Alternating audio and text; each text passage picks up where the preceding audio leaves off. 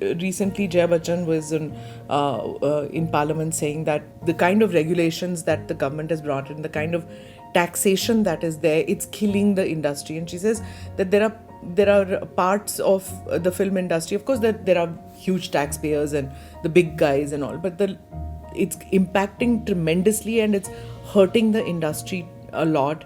And those who from the film industry are in politics are not raising these issues, so everybody is to blame. Do you feel that, do you think that not enough voices speaking up for the film industry?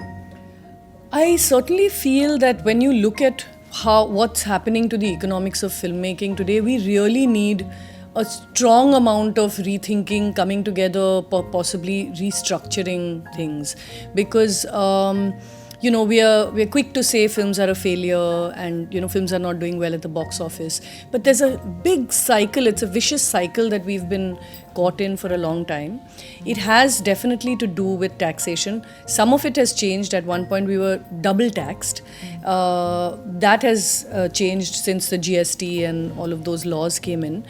But there's a reason that films are not more successful, and I think it is from the fact that we are still taxed for entertainment. And it's almost like it was a tax it's quite archaic, the idea of entertainment tax. I feel it's also something that I think that came in when films were considered like not kosher, not good for you.